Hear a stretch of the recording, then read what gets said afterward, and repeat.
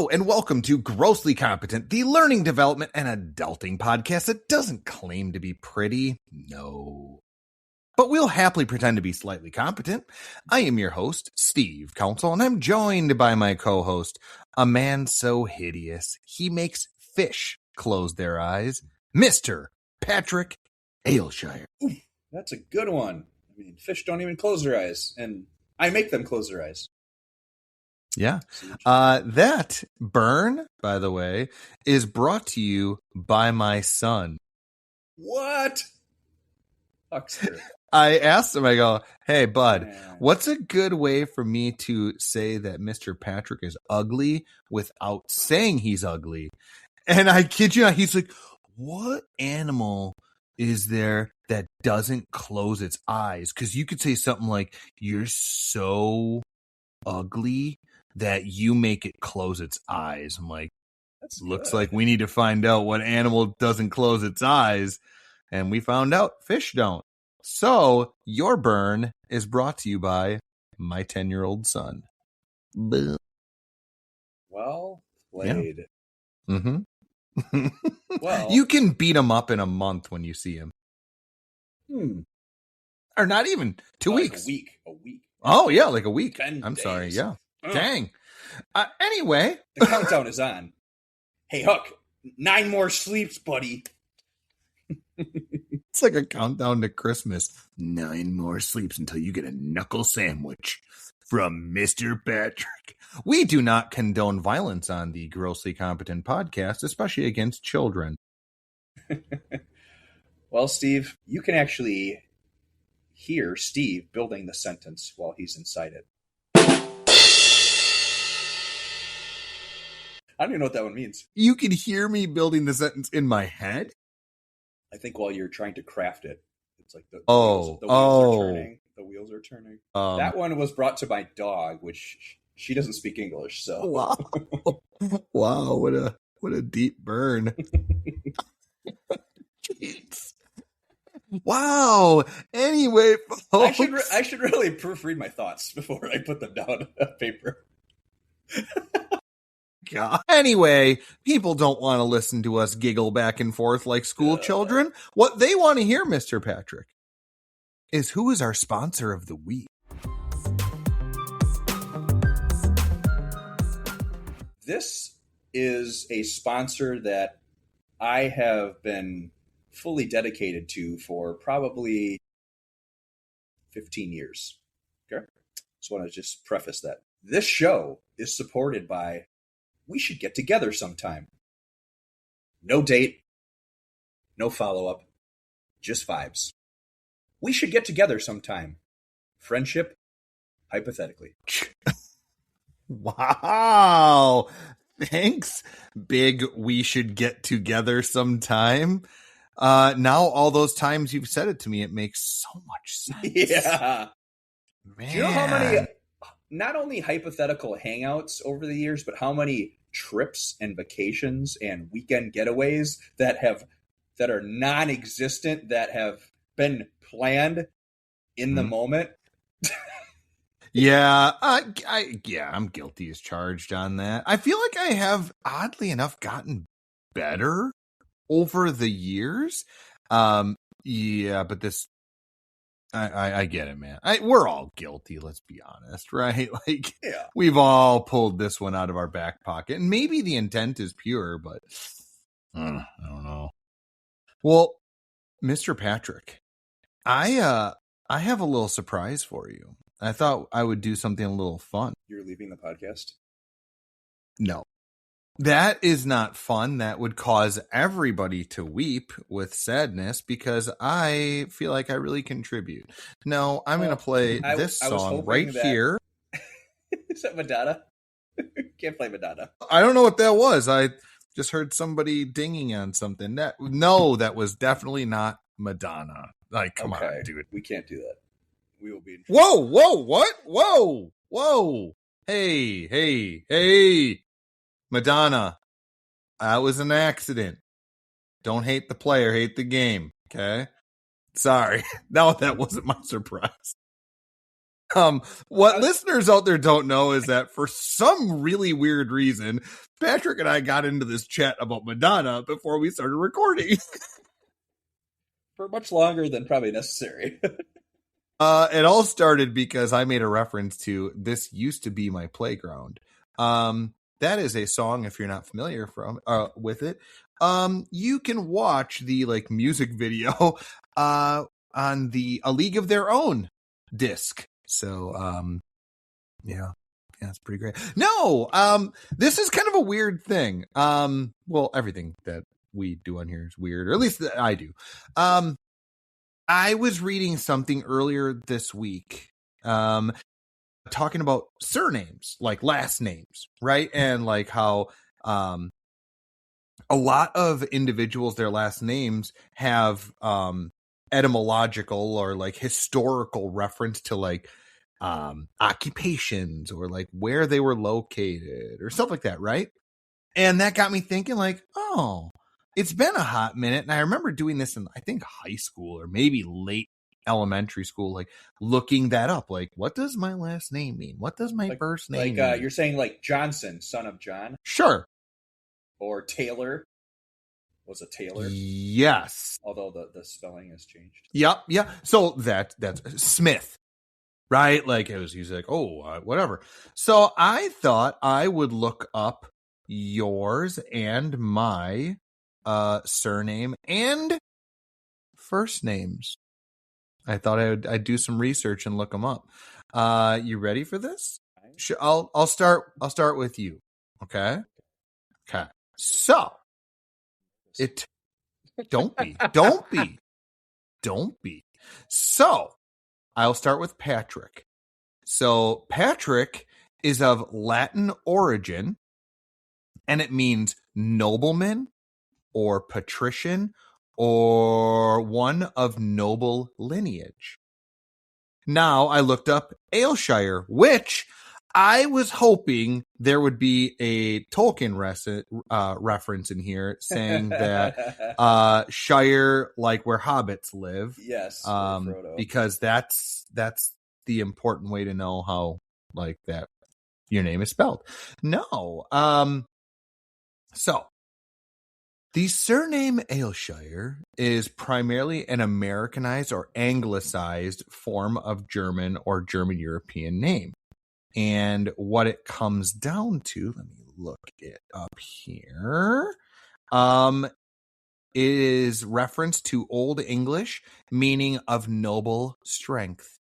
So I thought that was funny that your first name has noble, and now your last name is of noble strength. So you are the nobleman of noble strength. I would say that's fairly accurate. There is also another part here that says does not suffer from humility. Weird. Crazy. So I thought that was kind of cool. I'm like, oh, okay. I'm going to look up mine. And so I know I go by Steve because it rolls off the tongue so much easier than. No, really, my name is Steven. And I'm a PH. What up, Holmes? Mine, so Stephen, is derived from Greek, and it means crown, garland, or wreath. And it is meant to symbolize honor and triumph. So there's that. Now, remember how I said last names usually have an affiliation with the occupation? For funsies, what do you think council could possibly mean? Law, probably a rule breaker. No. I know, crazy, right?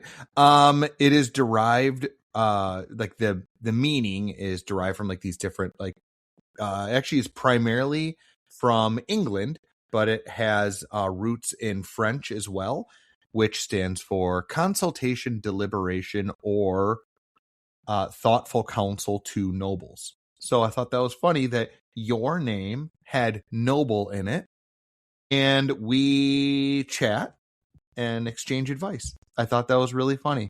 And here we are, Not chatting. doing any of those things. No, I don't know about the advice part, but we are chatting. So I thought that was kind of cool. That is now cool.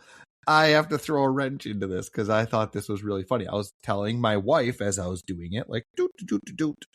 And I was like, she has a unique last name. I'm gonna look up hers. Oh boy. I just thought it was great.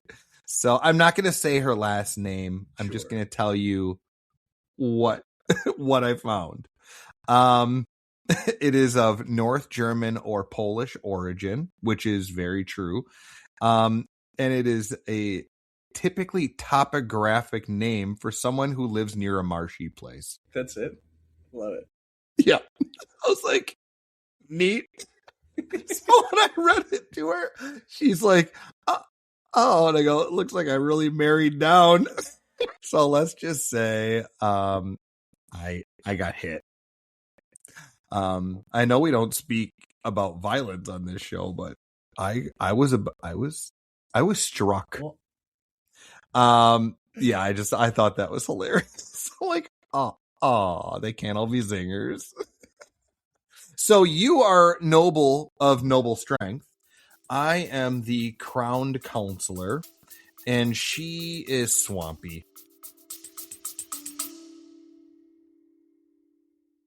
Hey, Uggos. Patrick and I constantly talk about our own mishaps and pains and really just about anything about our adulting lives and workplace. But we'd love to hear your questions for us. So what have you always wanted to ask Patrick and I, but just haven't done yet? To do this, we'll need you to reach out to us. And you can do so by going to our Instagram @grosslycompetent or send us an email, grosslycompetent@gmail.com. We'll pick through and read off our favorites in an upcoming episode.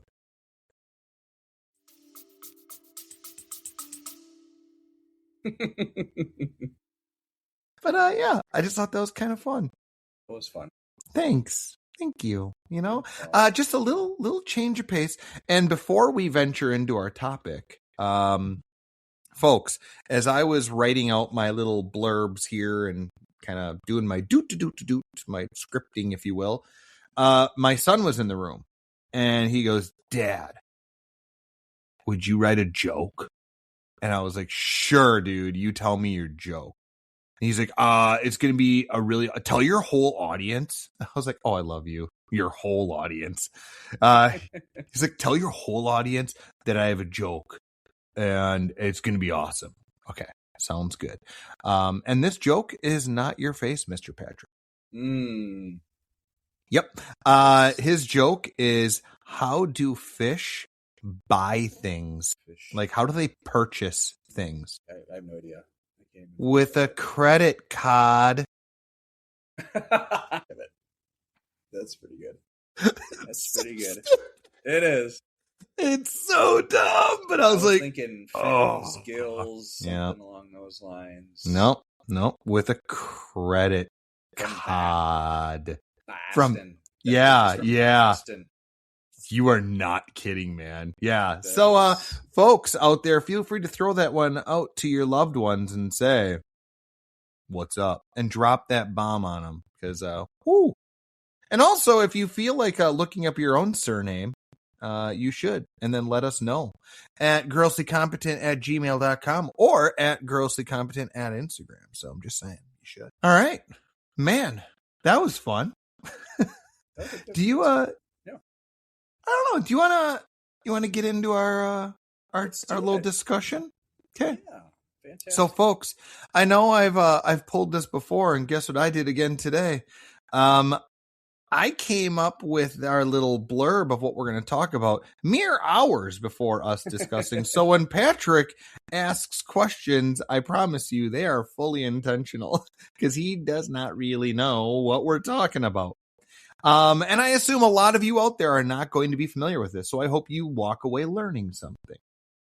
Have you ever heard of the term Pum-Fee, which is an acronym, PMMFI, but pronounced Pum-Fee? Pum-Fee. Just like 6'7". Yeah. don't be cringe, bruh. Sus. That's Don't real sus. don't be sus. So sus. 6, 7. No. So Pum-Fee. That's okay. You're going to learn something new along with our audience, hopefully. So Pum-Fee is something that I learned working at a organization, and I really don't like naming names of organizations. But in this case, I was working with their customer service team, their customer experience, whatever you want to reference it as. And one of the things they really strongly taught and advocated was really, really good customer service. And I imagine if I was to say the name of the organization, most people would be like, oh, they have really good stuff, all about customer service. They have a really great reputation. And they would talk about this concept of Pum-Fee, which stands for please make me feel important. It's that simple. So the idea is to always put the other person at the forefront of everything. Like make them feel as involved and as important as possible. I think that is super smart. Logical, I think, especially since I guess we'll call it, that's an acronym, as you said, what it stands for. So, I think whether you're working in, it really doesn't matter. I mean, it's customers. So hospitality, working in the service industry, really retail, it really shouldn't matter. There are some industries that perhaps it's going to maybe be a little more obvious, but really at the end of the day, your customer is really your main driver, I suppose, because of without the customers, without the guests, however you refer to them. Yeah. If you've gone to Target before, obviously, I'm assuming at one point in your life, at Target, you're a guest. That's right. Some places it's just customer, but either way, it's still the important aspect of that. It's funny you mention hospitality because, and I actually didn't mention this as I was talking about what Pum-Fee is I have like recently in the last couple of weeks, I've just been really enthralled and immersed in hospitality in the organization I'm with right now. We're starting to ramp up. We're opening some restaurants and pubs and whatnot on premises. And there's been this real talk and conversation about we need people to understand what hospitality means. Like you're in food service. Okay. I'll flip a burger, but that's not what we want. We want people that are they're so involved with the experience that they make it like something magical for the people that they're serving. And like what comes to mind when I think of that is the online company, like I believe it's pet foods, right? Chewy. Yeah. Like I feel like I see them constantly in a really good light where somebody calls in, let's just say they'll call their customer service and let them know like, hey, I don't need to continue the subscription anymore. Like my dog passed or my cat passed, something like that. And you see these stories all the time of Chewy sending like gift baskets or like really cute, kind things to those owners that they know are going through a really hard time. But like that's not something they need to do. And it certainly isn't helping their bottom line per se, right? But they're doing it because they want that person to feel as important as possible. Yes. It's a really wonderful sentiment. I completely agree. I think that's a really good example. I have heard that multiple times over the years too. It's maybe no charge or here's a gift basket, just kind of going out of your way to, because people they get accustomed to maybe not great customer service, and so when you actually do get it, it's pretty memorable in that way. And again, going kind of above and beyond what you were really maybe expected it was going to happen. That actually brings up kind of a interesting comparison. So at my organization, again, county work, there's all different departments. Yeah. And one of them actually has a really cool policy. Again, it's the healthcare side of things, but it's called No Wrong Door. And this is something they implemented a couple years ago. And it's actually something that the rest of the organization wants to try to adapt as well. So in the healthcare industry, you've got all sorts of clinics, right? You might have clinic for aging, disability, youth and family services, anything across the board in the healthcare, right? So but someone is looking for something and they go into a building, let's say pre, and this is just going to be a hypothetical example, but let's say pre No Wrong Door, I would go into a clinic and let's say, hey, I'm looking for so-and-so, I need some help, I'm behind on my payments, or I don't have insurance or whatever. And they'd say, well, this is not the building. Okay, you should probably go to this building. And then like, oh, thanks, and then walk away. Well, how the No Wrong Door works at my organization is that every person in every different type of clinic or some hospital, whatever business that we work with, they are all knowledgeable to a certain degree with everything that we offer. Like, they're not going to be experts on everything. That's impossible, right? But if I come in and say to the same clinic with No Wrong Door and say, hey, I could use this help, this support, and it's not the right spot, they're going to say, okay, you know what? This is not the exact area, but let's figure out how we can get the support you need. So they're going to give them information, basic information. They're going to give them contact info. They're going to reach out to the other place, kind of just take those extra steps in. So the idea of No Wrong Door is that no matter where you go, you're going to get some sort of support. And which is cool. I actually put this to practice a few weeks ago. I was at the courthouse and I was leaving work and I was just about heading out. I think I just got my cup of coffee and I was going to be heading out. But this gentleman came up to me and said, hey, I'm looking for this one room, whatever. Okay. And I'm like, I had no idea because I only know where my office is essentially. So there's in the foyer, there's a bunch of signs of like, not only maps, but like just diagrams. Like you're at the mall, like, okay, where's this building? You got the numbers and the floor or whatever. So sure. I said, well, let's walk over there. And because I'd like to know where it is too. So I basically walked over there and we need to go to the 7th floor. And he's like, oh, thank you. And I'm like, I'll go up there with you because I actually want to just make sure that you get the help. I don't want you to go up there and it's a big building. So we walked over where I needed to be. I said, hey, this gentleman needs paperwork. I let him explain his whole thing. And then the person at the window was like, hey, thank you for letting us know. And then I went on my way. But that was just like that. It felt good to put that to practice. Yeah. And so I think that's something that it could work, in our organization all over the place. Well, and I think your example is awesome. Like, okay, did that really like cost you anything? Like a little bit of time, of time. Yep. Okay. Yep. 5 minutes. But the difference of what you did for that person, maybe they won't remember it 2 years down the road or whatever, but like they certainly remembered it that day.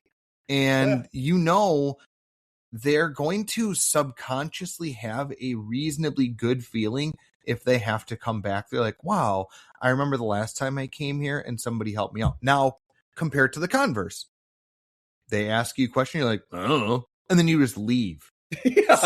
Now they're like, I have an issue. Now I really have a problem because nobody is willing to help me. Yeah. Like, what a crummy feeling. And it's just so unnecessary.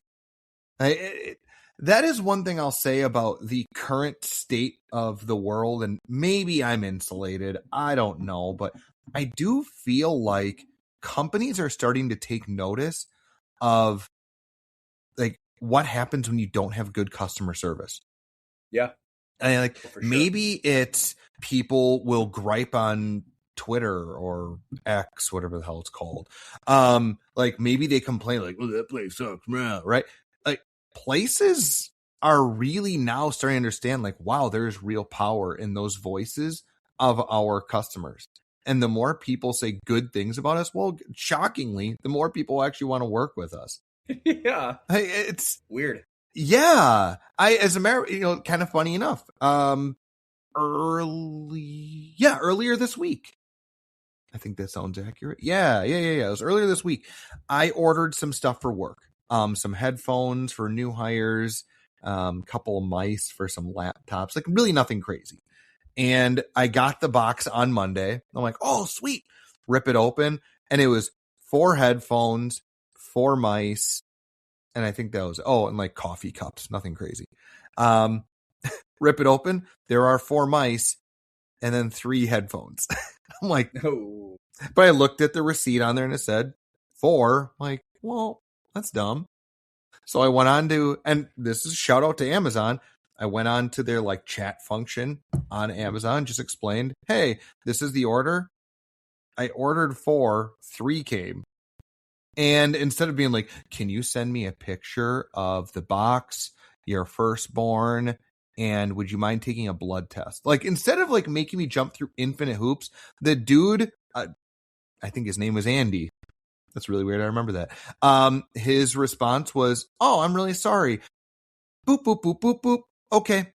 It's on its way. I'll be there tomorrow. Like, that was it. That was genuinely it. I was like, okay. Wow. Thank you.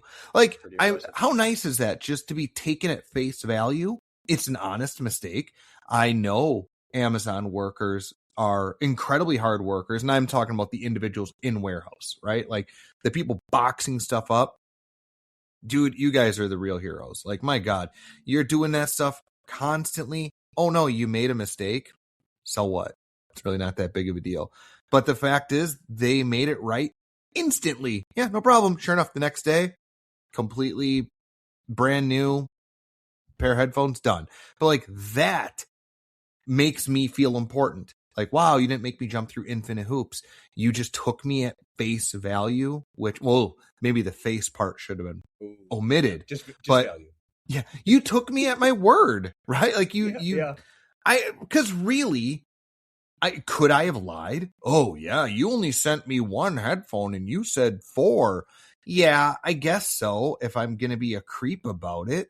But if people do that, well, then you're just taking advantage of the system, and it's really unfair for everybody else. Yes. And that's a whole different topic in and of itself. Sure. But I love No Wrong Door.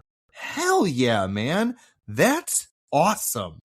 I'm going to introduce that at work. Like, that is such a great thing. It is. And it's like, I don't know of a full understanding because, again, it's not my department that is utilizing it. But from my understanding, from what I've heard from others too, is that whole thing of like, we're all going to have kind of a basic understanding of how to direct people where to go. It doesn't have to be like, my arm hurts. Well, I'm a foot doctor. I can't help you. But it's more of a like, okay, well, this is how we can get you that information. We can show you where to go. We can kind of hold your hand along the way and then get you to the help that you need. Yeah. So, and that sounds like, with your Amazon example, that is way better than the experience I had trying to roll over all my 401s into one account. Oh, that was not a great customer service experience. I don't even get into that, but that took way longer than it should have. And I'm not talking about like one phone call. It was multiple phone calls, multiple weeks, multiple months, and yikes. And they put it into your account for some reason. I was like, whoa, I don't want Steve to have it. I want me to have it.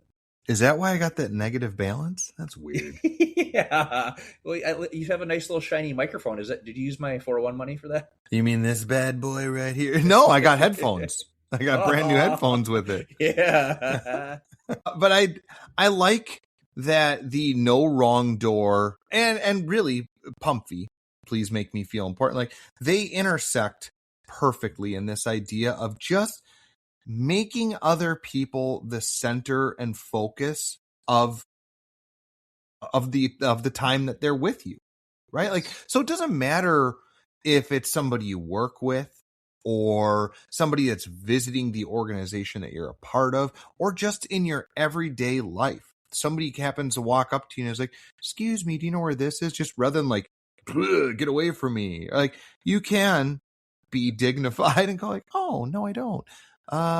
Maybe it's here, or like, just try to help them out for a little bit, because you know what? You're going to eventually be on that receiving end at some point. Yes. I firmly believe that. Like, the universe has a way of balancing itself out, just like Thanos always wanted.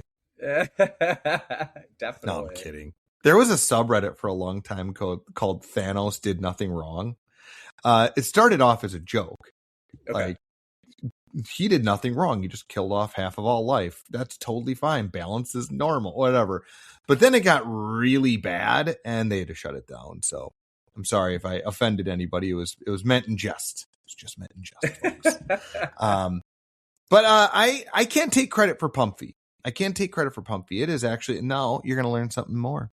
Pum-Fee was famously introduced by Mary Kay Ash, who is famous for Mary Kay Cosmetics. Oh, yeah. I didn't know that was her last name. Yeah, Mary Kay Ash. Her whole quote, like there's like a big quote of hers, and instead of calling it Pum-Fee, what she would tell her sales teams was you needed to imagine, like use your imagination. Imagine that there is a big wooden sign around everybody's neck that says, "Please make me feel important." And it was meant to like force you to kind of visually see something around, like, oh, if I acknowledge you have this big dopey sign around your neck, I'm now thinking of it. Like it's kind of a nice little ingenious way of like bypassing your subconscious and making you forcefully think of it every single time. Kind of a neat little tidbit of information. Thought that was fantastic. I like that. Yeah. I've noticed, I try to notice too when I walk into whether it's coffee shops or smaller local businesses of how they greet their customers. I'm a local coffee guy. I try to hit up just in Milwaukee, try to hit up the locals, but there's occasionally where I got to go to the big bad Starbucks. But when I do, I've noticed recently there too, they're greeting you when they come in.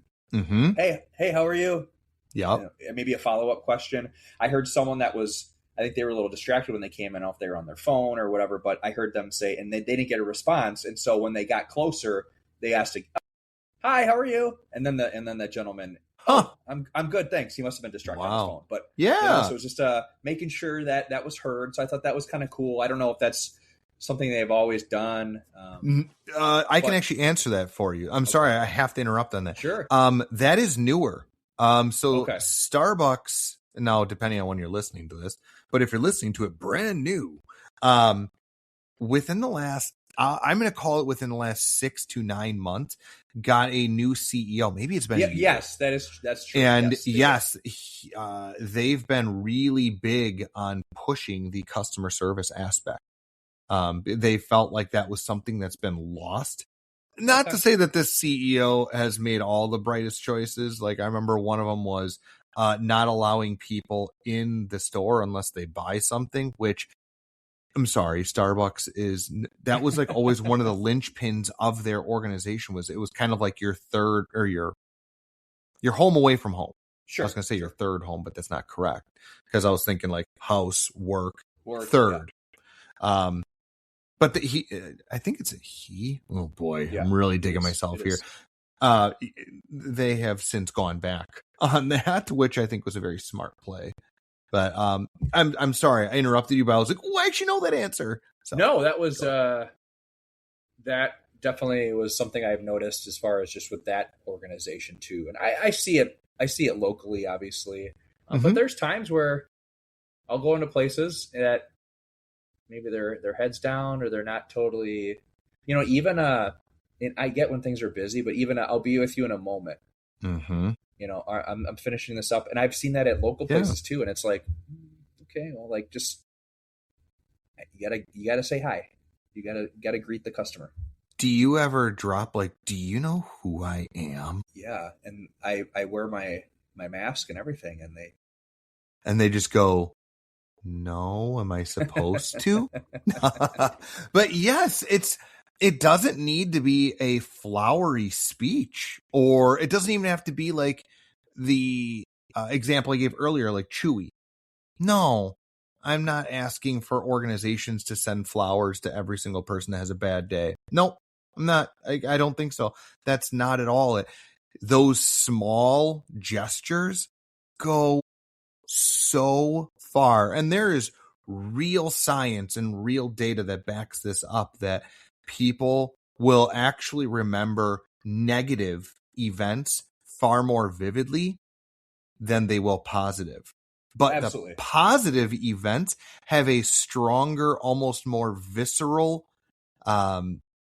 impact on you. Like, you will remember them for longer, but you're more likely to talk about the negative immediately.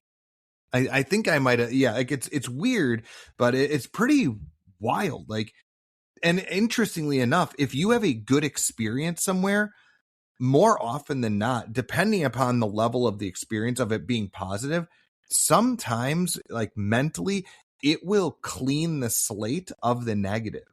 Okay. Like, it's kind of crazy, but one negative will wipe out like everything. Like, nope, this place trash. Get it out of here. Like, it's really kind of wild when you really get into the psychological aspect of it. It's a really neat venture. I feel like that's similar to sort of people like leaving reviews.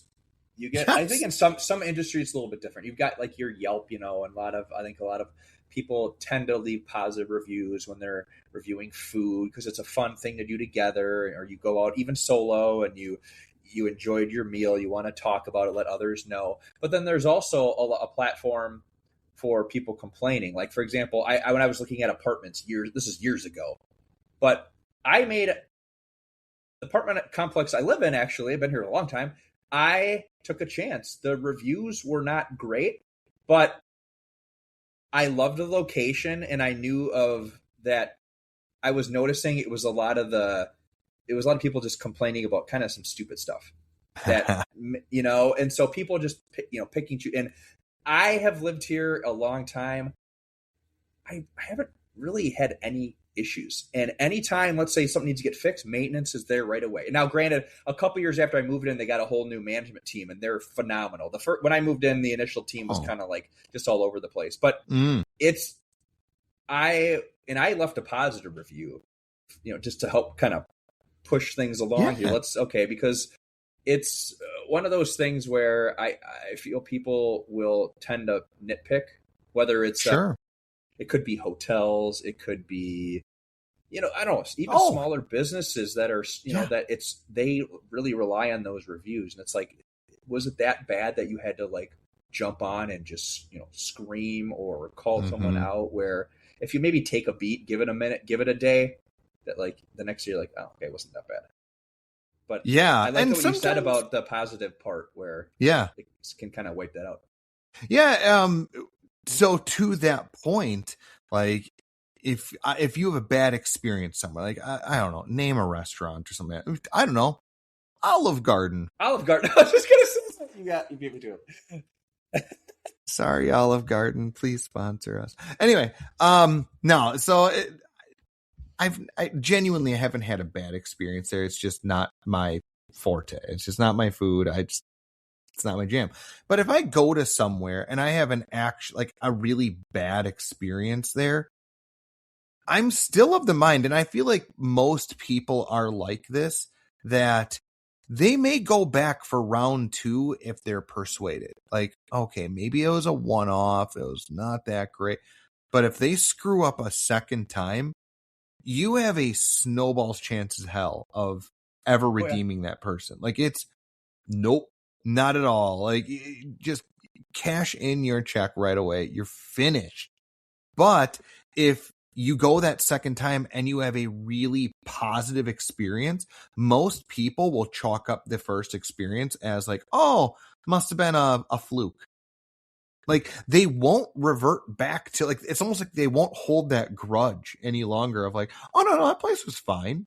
Maybe they'll be like, well, the first time I went, it was weird, but the second time I went, it was amazing. So it must have been just whatever. Like, so we'll kind of convince ourselves of what we actually don't have control over. If it's just such a goofy thing.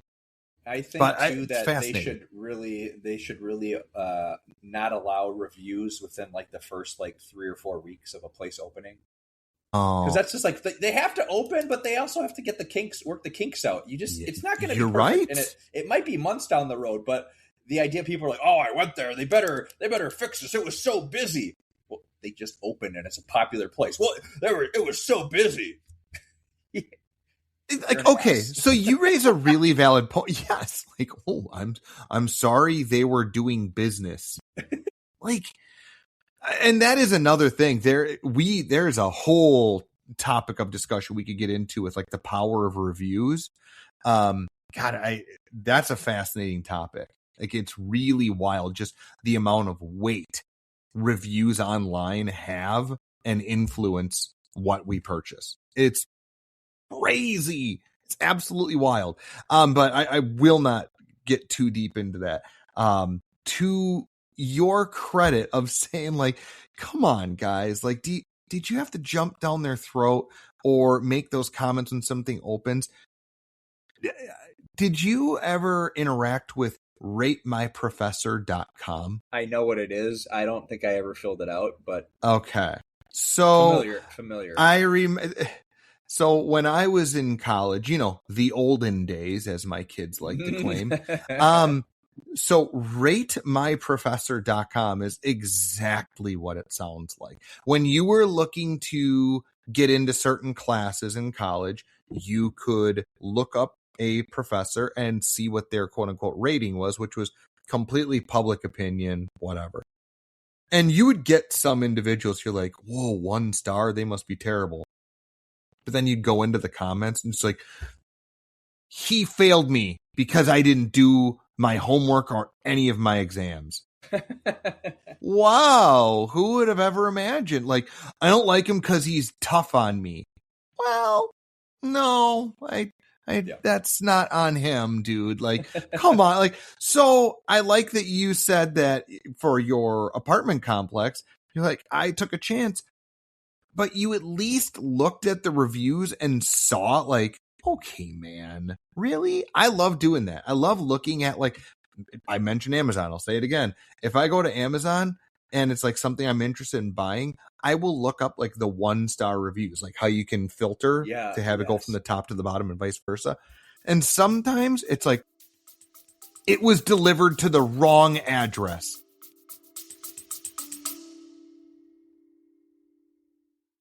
Hey friends, we love doing this, and if you like what you're hearing and want to support the show, here are the best ways possible. Subscribe, follow, and give a 5-star review on Apple Podcasts, Spotify, or anywhere you get your podcasts. You can visit us on Buzzsprout at grosslycompetent.buzzsprout.com. Here you can become an active supporter. Or give us a shout on Instagram at grosslycompetent. And please tell your friends, family, coworkers, or that awesome learning and development person at your company about this podcast. We appreciate all of you more than you know. Any support out there you can throw our way truly means the world to us. We're grateful we get to bring it to you each and every week. And now, back to the show. That's not the product's fault. What? Yeah. Like, come on, dude. Oh, it's like, oh my gosh. Or like, it was missing a screw. And then you find like later on, it's like, edit, found the screw. Oh, okay. But you left the 1 star?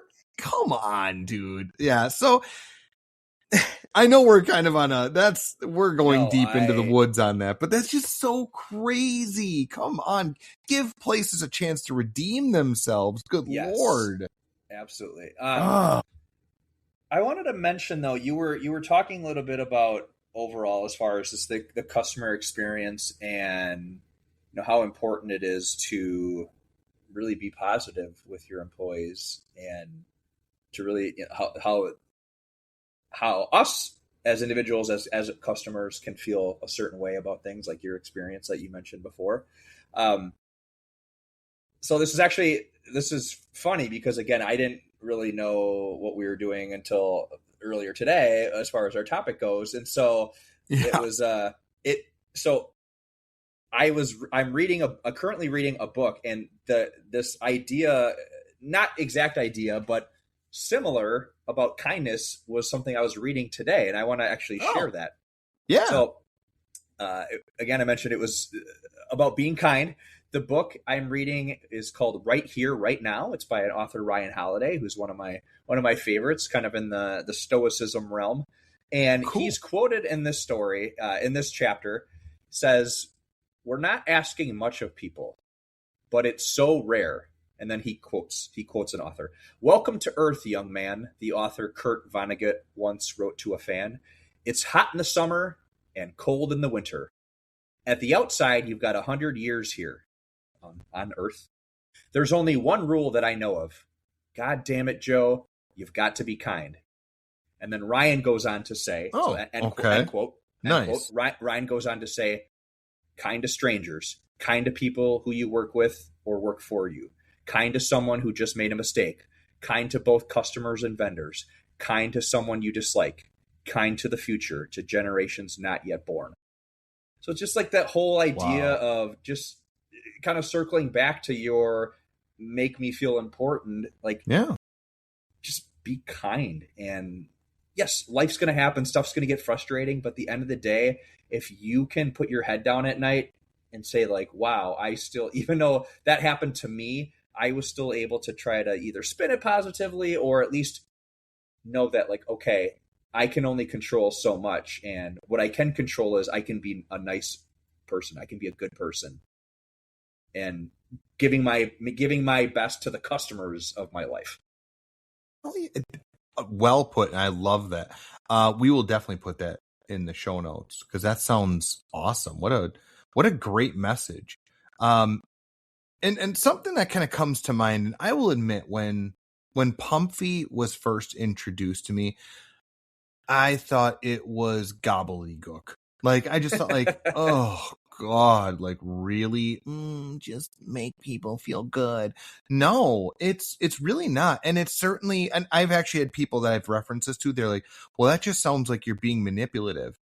No, like if you feel like you're being manipulative to be nice, I think there's a deeper problem that's going on. Absolutely. And I know that sounds like I'm being really harsh, but this is not, this is the stuff that you learn in kindergarten, right? Like if you have nothing nice to say, don't say anything at all. Like, I mean, really it's simple gestures that put somebody at the forefront. I know I've mentioned Dale Carnegie in the past with How to Win Friends and Influence People, but the whole crux of that book is just really Pum-Fee. Please make me feel important. Help people feel important, and what they will do in turn is make you feel important just the same. Like it genuinely is that. And I would encourage every single person out there listening, put this to the test. I promise you, put it to the test and tell me it doesn't work, because it is so obnoxiously foolproof. It's almost ridiculous. Like the next person you work with or the next person you run into at an establishment, restaurant, coffee shop, doesn't matter. And if somebody comes to you with, hey, can you help me with this? Or I have a question for you. Actually, like, see them. Just see them. See that wooden sign around their neck of please make me feel important, and give it your all. Don't overdo it. Don't make it sound like, oh, let me help you. No, just very simple. Like, absolutely. Let's get that figured out. Just like the gentleman that you referenced earlier on, that they came to your work, and for the building you work in is huge. And interestingly enough, where I work, we have a very, very large, sprawling campus. If I had a nickel, God, what was it? It was like 2 or 3 days ago. I had somebody come to our front door of HR, and she was looking for a different building. And it is all of about, it feels like 105 outside. At least it did that specific day. And it was right in the middle of the day, like noon, 1 o'clock. And to celebrate the 4th of July, I was dressed in American flag pants. I had a red, white, and blue shirt, and I had a sport coat. It is 105 outside. And this woman is like, hey, I'm looking for this building. And I'm like, oh, I have a feeling this is where you need to go. So I started walking with her around campus, And she's like, you have got to be hot. I'm like, oh, I'm sweltering, but it's all good. Like red, white, and blue, like just kind of having fun with it, right? Yeah. I'm not doing this to make you feel bad. This is all good. And we had a really nice talk and she was awesome. I got her where she needed to go. Now you tell me how much that really took out of my day. Oh, I got a little sweaty. Oh no, goodness. I stepped into some air conditioning. I was fine. It's not a big deal, but I certainly made her feel important, just like you did, where you escort them and you see them through to the end of what they need. God, like, wouldn't the world just be so much better if everybody followed that logic? Like, holy. For sure. Definitely. Last thing I'll say, so I can get off my soapbox. Are you a World Cup viewer? Do you watch any of that? Okay. I do watch the World Cup. So I have to admit, I don't follow soccer, football, excuse me. World Cup, nothing like that. Like it's fine. It's great. I'm glad it's here and I'm glad people are having fun.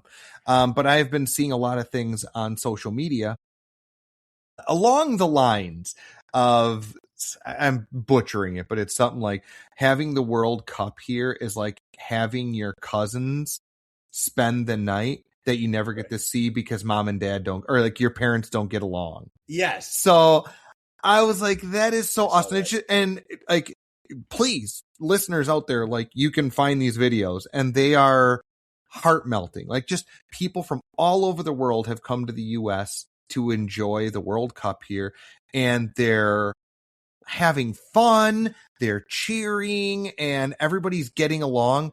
And it just makes me realize, like, we are more alike than we would love to admit, right? Like, we, as in just the collective public, we're constantly being divided by the powers that be.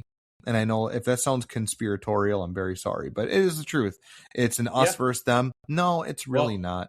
I'm going to add to that. I saw another one today, which was fantastic. A little reel that was made, and it was a video, like maybe 15, 20 seconds of all different people from all different countries, had all their own jerseys on, all like literally dancing around in the streets, having fun. And the caption was, maybe the politicians are the problem. So just overall in general, no matter what side you're on. Nope, you're absolutely right. You know, and I was like, I love that, because like here are people just, doesn't matter what color you are, what jersey you have on, it's all just like having fun. Awesome. And like yet this whole, you know, media of just like, nope, it's got to be a cat fight, got to be this side, and it's exhausting. And you know, so kind of going back to what we were talking about initially is like having good customer service, having patience and kindness, and just being a good person. I mean, that's really what it kind of comes down to. Preach, man. So, I couldn't agree more. I'm gonna have to look up that video, because that is well said. Perfect. You're absolutely right. Like, it is incredible to see this kind of stuff. It's so awesome. Well, Patrick, do you know who forgot to make us feel important? Oh gosh, do I ever? The Spinnerooski! The Spinnerooski! It is indeed, folks. While Mr. Patrick fires up the wheel, a reminder for all of you beautiful listeners out there. Each episode, we spin the Spinnerooski. It's a wheel of names that might belong to the woman who so generously shoved Mr. Patrick and I into the Ugly Club all those years ago. And the goal of the Spinnerooski is that eventually we will land on her name so we can thank her properly. Mr. Patrick, are we ready? Yes, we are. Spin that rooski. Round she goes. Ooh,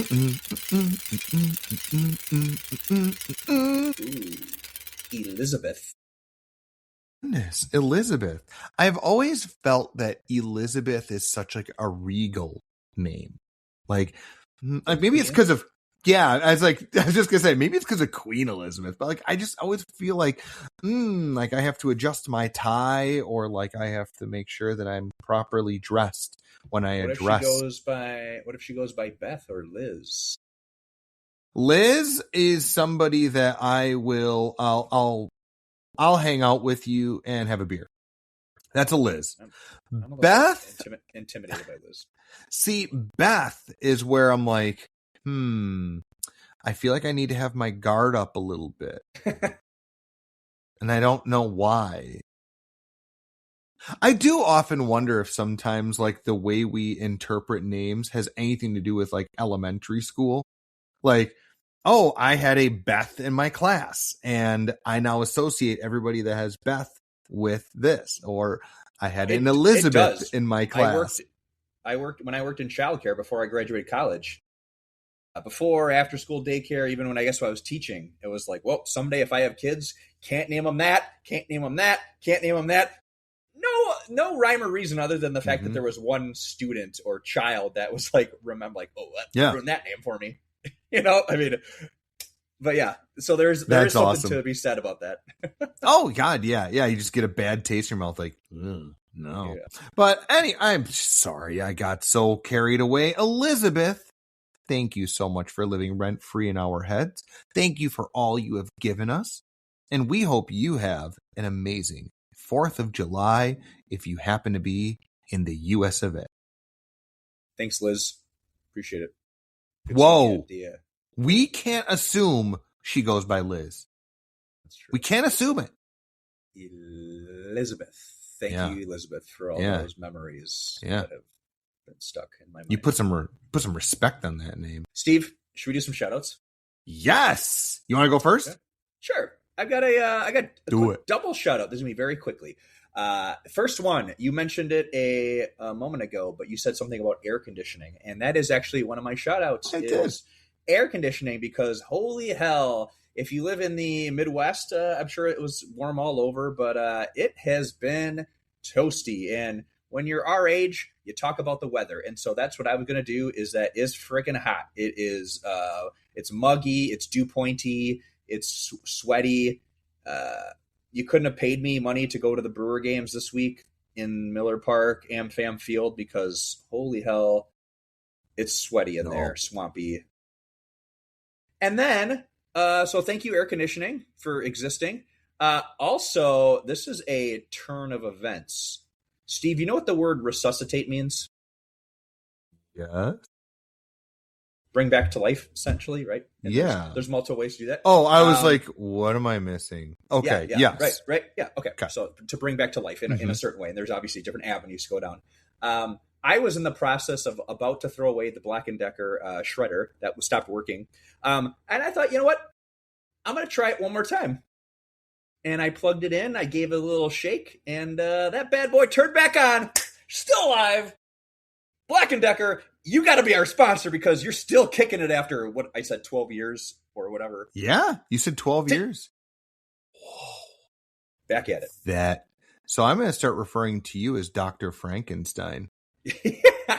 I feel like there must be some sort of short in the cord, but it was functioning yesterday because I had the pile of receipts that I never got to before, but I hadn't thrown it away. It was sitting by the door ready to get taken out to the dumpster. And a little part of me was like, I can't part with this thing yet. And I'm going to give it one more try. And wow. So, that was the universe just giving you that nudge of like, you should probably check it one last time. We know you love to shred paper. Yeah. It's like the movie Inception. Your future self was pushing books off a shelf. Yes. And trying to tell you, plug the Black & Decker back in. Good call. What do you got for us, Steve? Do you want to shout out Black & Decker too? I mean, you know what? I will real quick. I went to a benefit at a coworker of mine. She puts on every year. It's her brother's benefit. I'll put a link in show notes. So if you feel like checking it out, but it's really amazing. And so they had a bunch of raffles and prizes and stuff like that. And I saw a big giant box that said Black & Decker. And I thought of you right away. I was like, oh my God, that's so funny. But it was for like this like drink maker. And I was like, well, Patrick doesn't want that. No. But it just was really funny. I'm like, of all the things, Black & Decker, Of course. huh? Like, Of course. you sly dogs, you make paper shredders and you make cocktail makers. What don't you do, Black & Decker? How many more times do I have to say it in order for them to Black & Decker? It's probably like Black three. & Decker. We're not supposed to be saying it. Oh, Black & Decker, you guys, you silly geese. Just kidding. But you can sponsor us. That'd be great. No, my actual true factual shout out goes to Connor at T-Mobile. Okay. This past weekend, my wife and I decided we need to upgrade our phones because mine was 5 or 6 years old and hers was on its last legs too. You know, it's bad when the battery does not last. You're like, oh, okay, I got to charge it midday. That's a problem. So we decided, you know what? We're going to go and get new phones. Connor was awesome because he made the entire process very seamless. And what's normally a brutal event was actually rather pleasant. And he was a lot of fun. So shout out for good customer service and making the missus and I feel very important. So thank you, Connor of T-Mobile. We appreciate you. Nicely done, Connor. That's a good one. Yeah, he's a big deal. Good. All right, man. Shall we? Cool. Yeah. All right. See you guys later. Bye. I'm just kidding. Seriously, though, Uggos, beautiful, beautiful Uggos out there. Thank you. This is the end of this brand new spanking episode. Thanks for coming. And, and if you are in the US of A, happy 4th of July, or that would have been like 3 or 4 days past. I hope you once had you a listen. great Independence Day weekend. There it is. Thank you. Thank you. I really appreciate that. But yeah, all right, let's do this, man.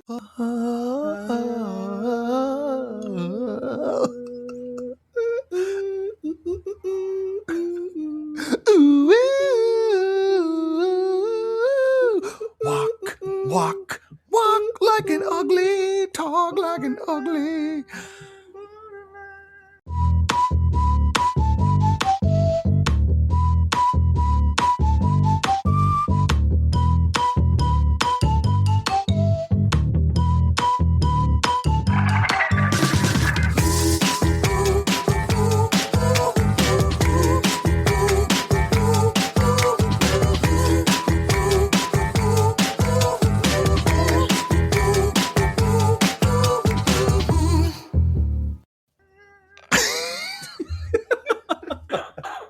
I gotta cut that out. I'm gonna get in trouble, Madonna. God damn it. It took me so long to figure out what is he singing? Borderline.